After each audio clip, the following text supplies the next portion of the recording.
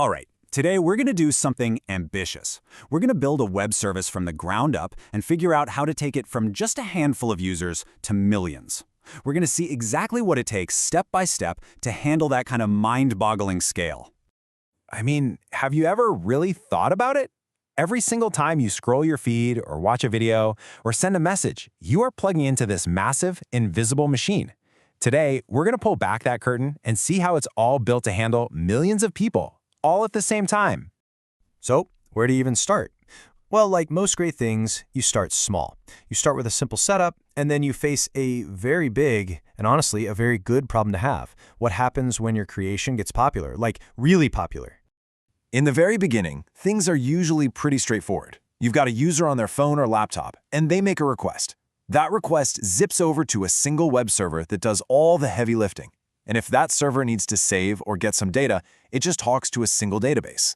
It's simple, it's clean, and honestly, it's perfect when you're just starting out. But then, it happens. The dream scenario. Your app goes viral, and suddenly, that one little server is just completely overwhelmed. It can't keep up. It becomes a single point of failure, which means if that server goes down, your entire service just goes dark. So what do you do? The answer, the only answer, is to scale. Now, scaling just means you're adding more resources to handle all that new traffic. And there are basically two main ways you can go about it. First, there's what we call vertical scaling, or scaling up. Think of this like giving your one server a superhero upgrade. You know, a faster processor, more RAM, the works. It's simple, but eventually, you're going to hit a hard limit on how powerful one machine can be. The real key, the secret to massive growth, is horizontal scaling, or scaling out. Instead of one giant souped-up server, you create a whole team of smaller servers that work together. Okay, so we're adding more servers. That's great. But now we have a new problem. How do we direct all that incoming traffic and spread it out evenly across our new team of servers? We've basically created the potential for a massive digital traffic jam. And this is where the load balancer comes into play. You can think of it as the traffic cop for your website. It sits right in front of all your web servers and directs every single incoming request, making sure the work is spread out nice and evenly so no single server gets buried in traffic. Now, this little traffic cop gives us two massive advantages. First, it gives us high availability.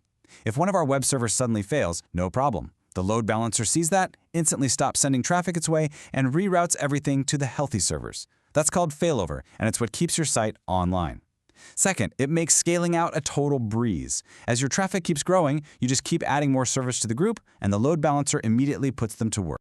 So, our web servers are now this beautiful, scalable machine. Problem solved, right? Well, not quite. In solving one problem, we've actually created a new one. Now, all of those speedy web servers are hammering our poor single database. The database has become our new bottleneck. So, we have a two-pronged attack for this one. First, we use something called database replication. We make a bunch of copies of our database. We have one master database that handles all the new information coming in. We call those writes. Then all the copies, the replicas, handle all the requests to just read the data. This splits the workload really effectively. Second, we add a cache. This is just a layer of super fast memory that acts like a short-term memory for your app. It stores the data that gets requested all the time. If the data is in the cache, we don't even have to bother the database at all, which saves a ton of time. And now, let's take a look at our system. It has seriously evolved. As you can see here, we've got our users, our load balancer, a whole tier of web servers, and now a brand new data tier. With that cache and our replicated databases, we're starting to look like a real high-traffic service now. You know, everything we've done so far, adding the load balancer, copying the database, it's all been in service of this one absolutely critical goal: high availability. It's the promise to your users that your service is going to be there, up and running, no matter what happens behind the scenes. And this is where it gets really mind-blowing. Let's look at what these numbers actually mean. You'll often hear engineers talk about the nines of availability. Well, 99% uptime sounds pretty good, right? But that still means your service could be down for over 3.5 days a year. Now, jump all the way down to 99.999%, what's known as 5 nines. That comes out to just over 5 minutes of downtime in an entire year. That is the gold standard. Okay, so our system is robust, it's reliable. But what happens when our users are all over the world? Someone in Europe trying to access a server in California is gonna feel that lag. The speed of light is a real bottleneck, you know? The solution here is a content delivery network, or CDN. This is basically a huge network of servers spread all across the globe. They act like little local warehouses for your site's static content. You know, things that don't change often, like images, videos, and code. So when a user in Europe needs an image, it gets delivered from a server in Europe, not all the way from California. It makes everything feel way, way faster. And here it is, the final form, a fully global architecture. We don't just have one data center anymore. We have multiple data centers in different regions of the world. A smart DNS service automatically directs users to whichever data center is closest to them. And then, on top of all that, the CDN serves up all the static files from a location that's even closer. This right here, this is the blueprint for a massive worldwide service. So just how massive are we talking? Let's put a number to it. 55 petabytes. That's a rough estimate for how much storage is needed for just the images and videos on a platform like Twitter over about 5 years. And a petabyte is 1,000 terabytes. That is the absolutely mind-boggling scale these kinds of architectures are built to handle every single day. But you know, when you build a system this large and this spread out, you start running into some fundamental challenges.